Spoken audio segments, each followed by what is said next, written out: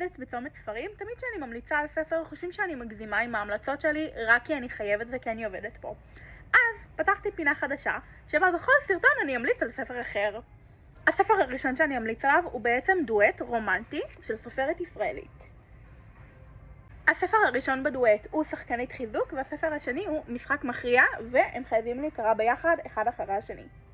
הספרים מספרים על ג'ייק ומייפל. ג'ייק הוא בעצם יהודי, שחקן אוקי קרח שנפצע, ועכשיו הוא מנהל קבוצה חדשה שהוא פתח, קבוצה צעירה, והוא בעצם רוצה להוביל אותה לניצחון. הוא מאוד אוהב אוקי, ואוקי זה באמת כל חייו, והדבר היחיד שהוא מכיר, והוא באמת אוהב בכל ליבו את האוקי. אממה, אמרנו שהוא יהודי, והוא לא כל כך מת על זה שהוא יהודי. הוא לא שונא את זה, אבל הוא גם לא אוהב את זה.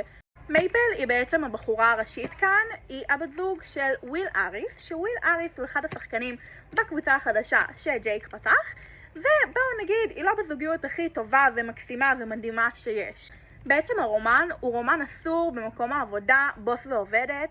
מייפל באה לעבוד בקבוצה בתור המנהלת סושיאל שלהם, היא באה בהתחלה לעבודה זמנית, משם זה מתקדם, והם כמובן מתאהבים. אממה, הסיפור פה הוא הרבה מעבר לסיפור רומנטי, חמוד וקליל וכיף, הוא סיפור בועט, מרגש, גם מצחיק, גם עצוב, והכי חשוב, הוא פשוט חשוב לעם שלנו. באמת אני יכולה להגיד לכם בעיניים עצומות שזה כנראה אחד הספרים הרומנטיים הכי חשובים שיש בז'אנר הרומנטי היום. הכי חשובים.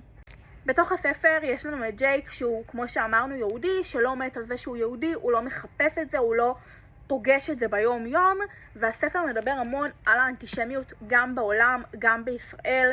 כן, אני אגיד שיש פה טריגר של פיגועים, יש פה דברים וסצנות מאוד קשות, שאני אגיד אישית לי מאוד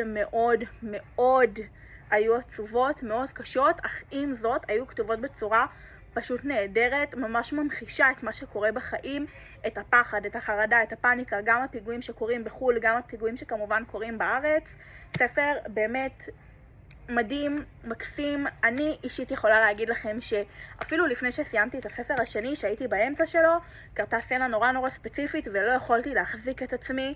הייתי חייבת לשלוח הודעה לסופרת, שלחתי לה הודעה כזאת ארוכה על כמה עבודת קודש מבחינתי עושה בז'אנר. אני נורא ממליצה לכל מי שאוהב את הז'אנר לקרוא את הספר. אני לא יכולה להסביר לכם עד כמה הוא טוב, כתוב בצורה נהדרת, דמויות פשוט נהדרות שקל להתחבר, עלילה מצוינת, והזמן ללכת לקנות אותו.